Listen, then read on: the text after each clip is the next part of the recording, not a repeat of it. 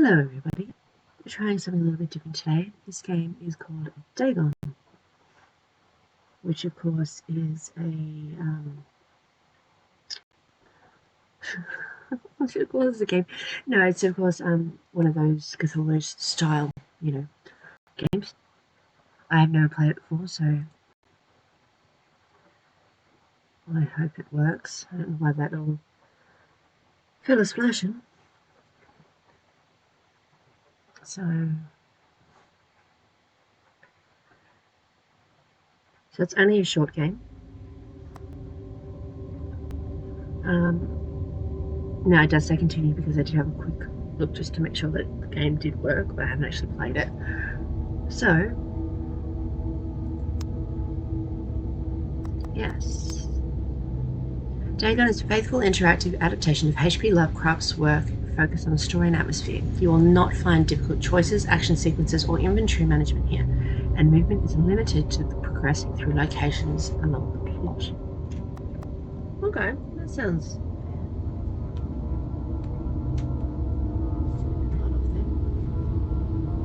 I did say okay, didn't I? I am writing this under an appreciable mental strain, since by tonight I shall be no more.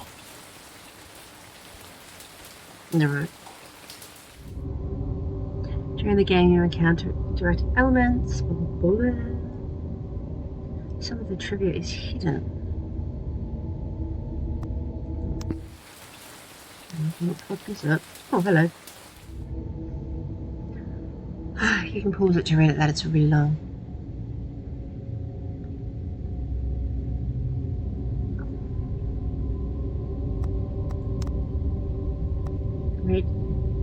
You can read the discovered trivia. Oh, so it's just trivia about H.P. Lovecraft. Okay.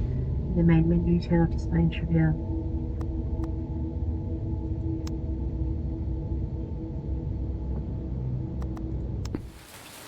Okay. Penniless, and at the end of my supply of the drug which alone makes life endurable, I can bear the torture no longer, and shall cast myself from this garret window into the squalid street below. Alright. Do not think from my slavery to morphine that I am a weakling or a degenerate. When you have read these hastily scrawled pages, you may guess, though never fully realize, why it is that I must have forgetfulness or death.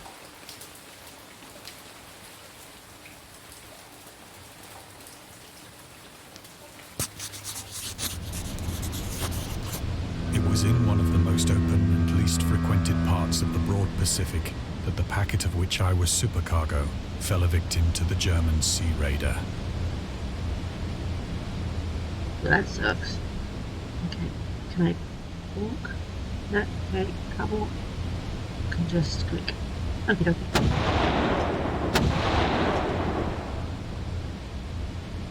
The Great War was then at its very beginning, and the ocean forces of the Hun had not completely sunk to their later degradation. So that our vessel was made a legitimate prize, whilst we of her crew were treated with all the fairness and consideration due us as naval prisoners. It's very pretty.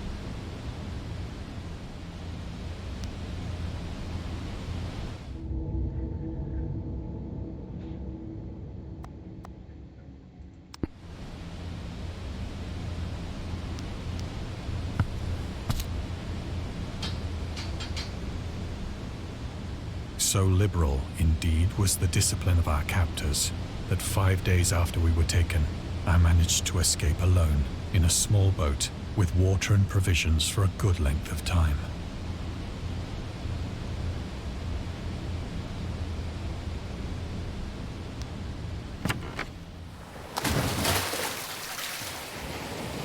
When I finally found myself adrift and free, I had but little idea of my surroundings.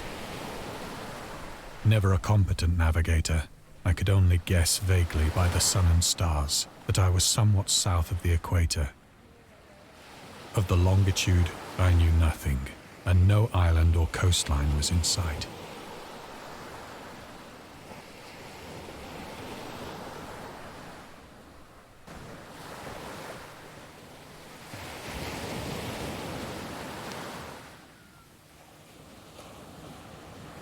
The weather kept fair, and for uncounted days I drifted aimlessly beneath the scorching sun, waiting either for some passing ship or to be cast on the shores of some habitable land.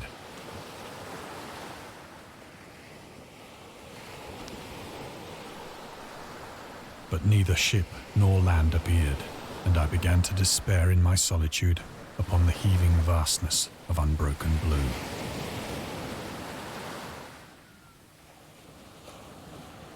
The change happened whilst I slept. Its details I shall never know, for my slumber, though troubled and dream-infested, was continuous.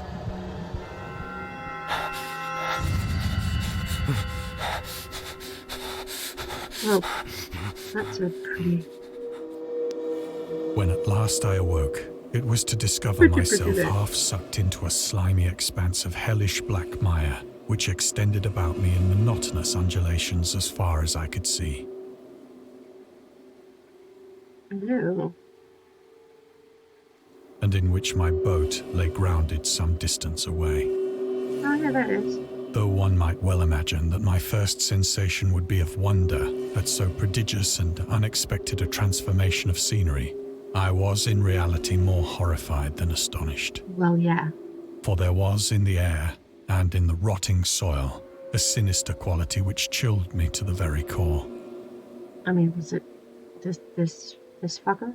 Because that's pretty The sinister. region was putrid with the carcasses of decaying fish and of other less describable things which I saw protruding from the nasty mud of the unending plain. Perhaps I should not hope to convey in mere words the unutterable hideousness that can dwell in absolute silence and barren immensity. There was nothing within hearing and nothing in sight save a vast reach of black slime. Yet the very completeness of the stillness and the homogeneity of the landscape oppressed me with a nauseating fear. The sun was blazing down from a sky which seemed to me almost black in its cloudless cruelty, as though reflecting the inky marsh beneath my feet.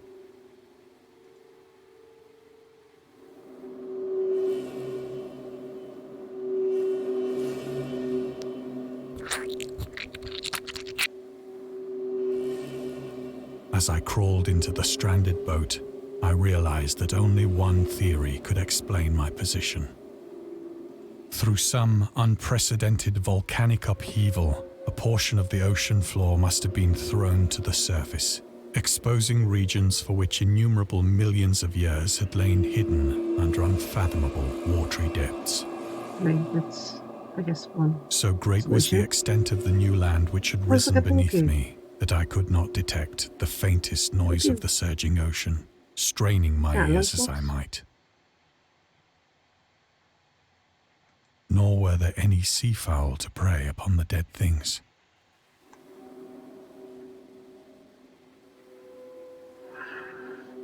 There is foul, foul is foul. For several hours I sat thinking or brooding in the boat, which lay upon its side and afforded a slight shade as the sun moved across the heavens. In the land? There was land. Just go to the... As the day progressed, the ground lost some of its stickiness and seemed likely to dry sufficiently for travelling purposes in a short time. That night I slept but little, and the next day I made for myself a pack containing food and water, preparatory to an overland journey in search of the vanished sea and possible rescue.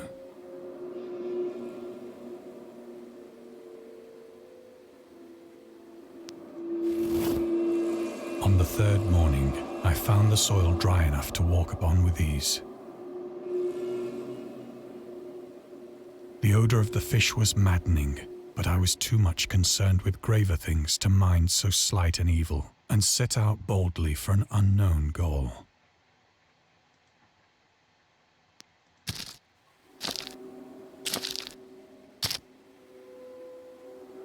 All day I forged steadily westward, guided by a faraway hummock which rose higher than any other elevation on the rolling desert.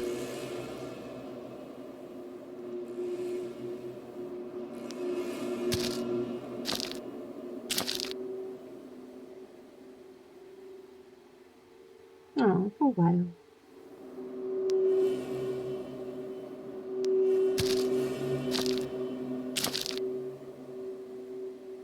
That night, I encamped, and on the following day still travelled toward the hummock, though that object seemed scarcely nearer than when I had first espied it.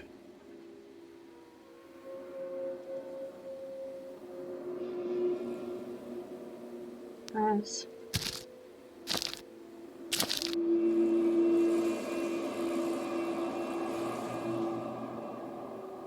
By the fourth evening, I attained the base of the mound, which turned out to be much higher than it had appeared from a distance.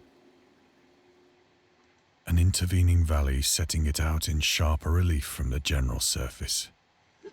Too weary to ascend, I slept in the shadow of the hill. I know not why my dreams were so wild that night. I mean, it would make sense why.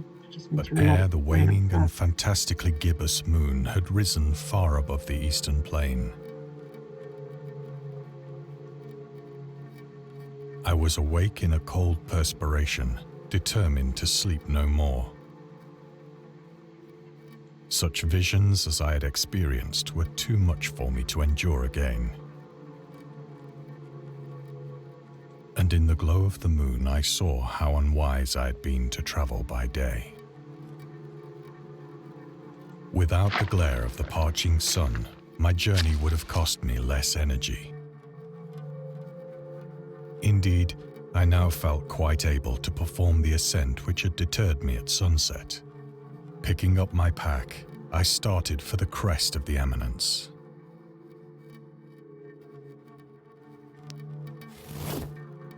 I have said that the unbroken monotony of the rolling plain was a source of vague horror to me. But I think my horror was greater when I gained the summit of the mound and looked down the other side into an immeasurable pit or canyon, whose black recesses the moon had not yet soared high enough to illumine. I felt myself on the edge of the world, peering over the rim into a fathomless chaos of eternal night.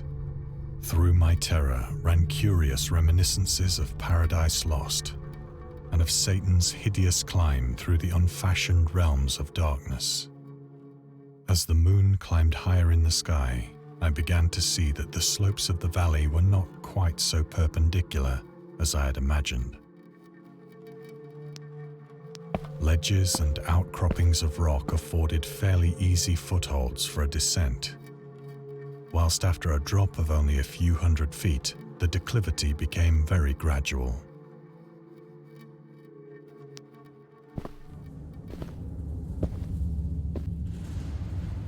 Urged on by an impulse which I cannot definitely analyze, I scrambled with difficulty down the rocks and stood on the gentler slope beneath, gazing into the Stygian deeps where no light had yet penetrated.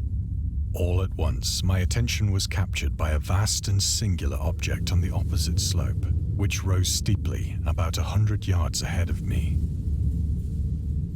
An object that gleamed whitely in the newly bestowed rays of the ascending moon.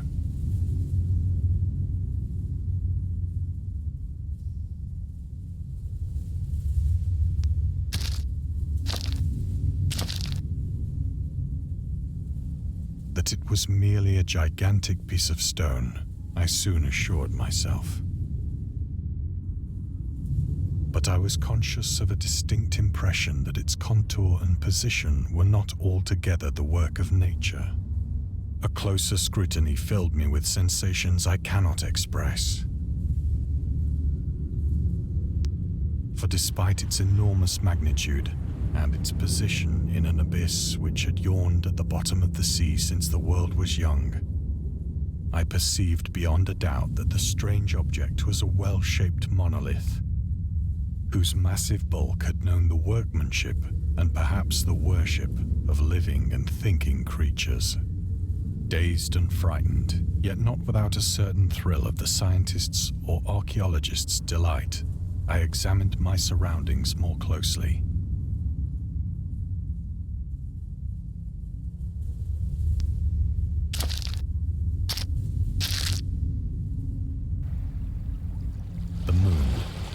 the zenith shone weirdly and vividly above the towering steeps that hemmed in the chasm.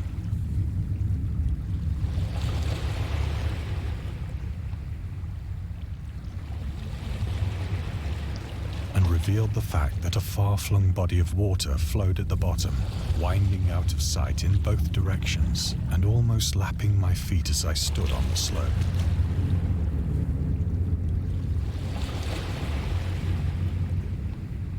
Across the chasm, the wavelets washed the base of the Cyclopean monolith, on whose surface I could now trace both inscriptions and crude sculptures.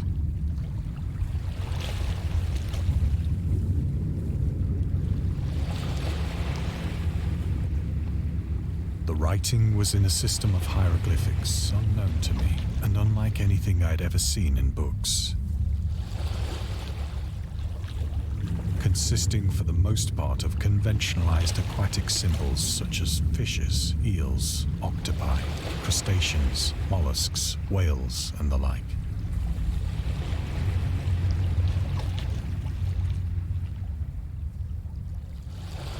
Several characters obviously represented marine things which are unknown to the modern world,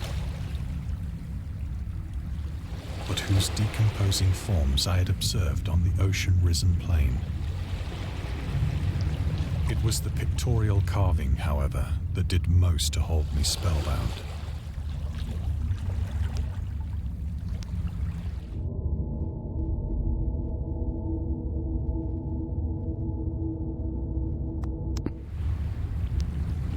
Plainly visible across the intervening water on account of their enormous size were an array of bas-reliefs whose subjects would have excited the envy of a Doré.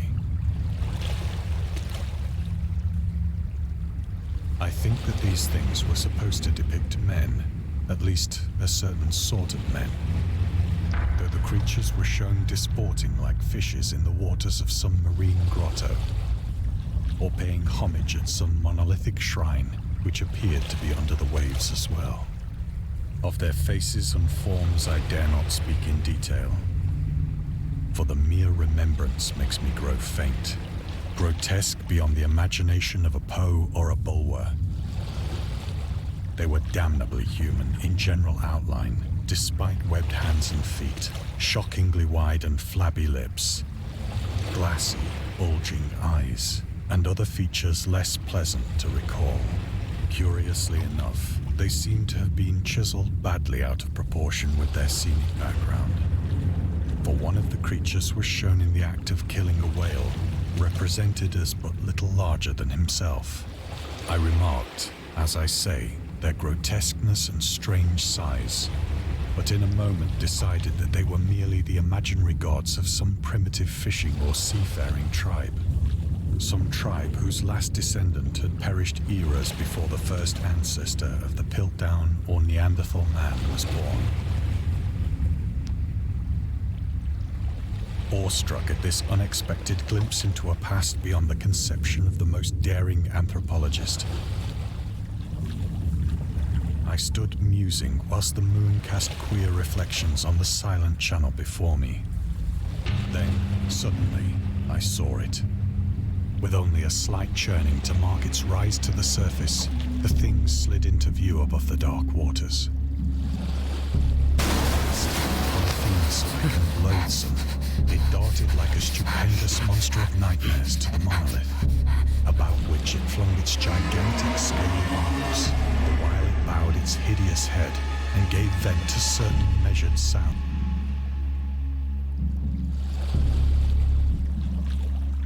I think I went mad then. Of my frantic ascent of the slope and cliff, and of my delirious journey back to the stranded boat, I remember little.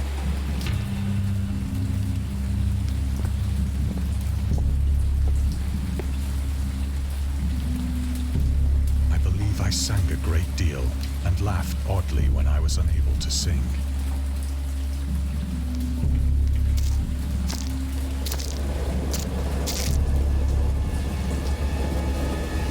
Indistinct recollections of a great storm sometime after I reached the boat.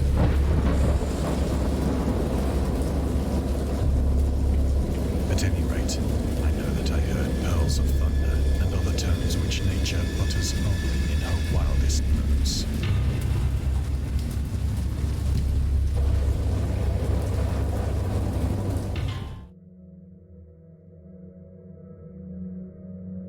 When I came out of the shadows, I was in a San Francisco hospital, brought thither by the captain of the American ship which had picked up my boat in mid-ocean. In my delirium, I had said much, but found that my words had been given scant attention. Of any land upheaval in the Pacific, my rescuers knew nothing. Nor did I deem it necessary to insist upon a thing which I knew they could not believe.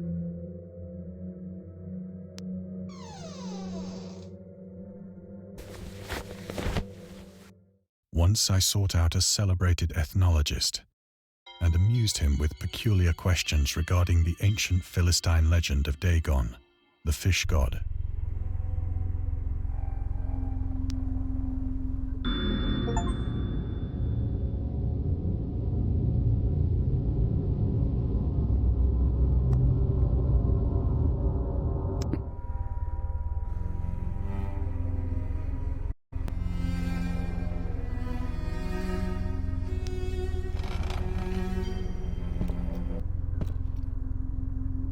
But soon perceiving that he was hopelessly conventional, I did not press my inquiries.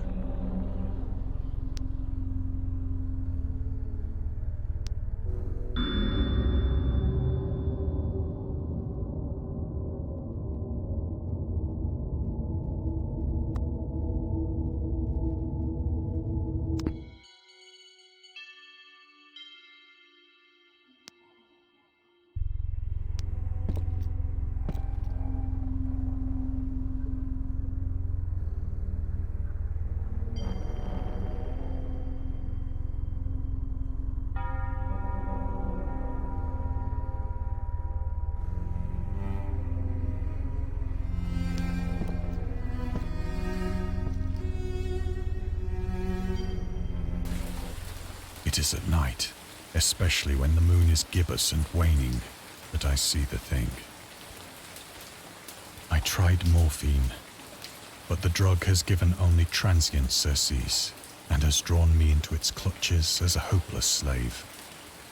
So now I am to end it all, having written a full account for the information or the contemptuous amusement of my fellow men.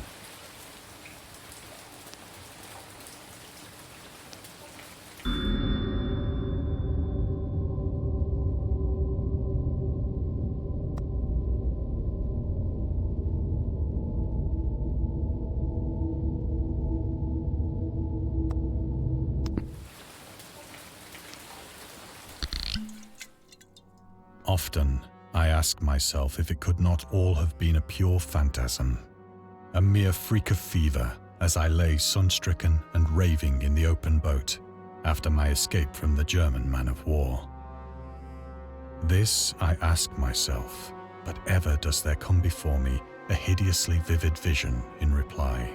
I cannot think of the deep sea without shuddering at the nameless things that may at this very moment be crawling and floundering on its slimy bed, worshipping their ancient stone idols and carving their own detestable likenesses on submarine obelisks of water-soaked granite. I dream of a day when they may rise above the billows to drag down into their reeking talons the remnants of puny, war-exhausted mankind. Of a day when the land shall sink and the dark ocean shall ascend amidst universal pandemonium.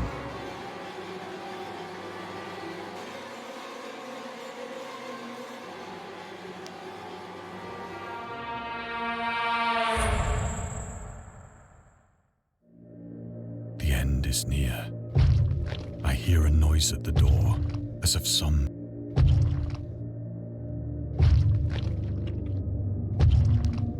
It shall not find me.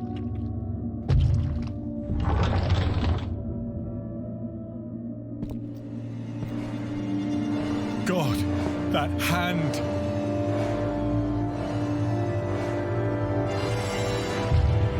The window! The window!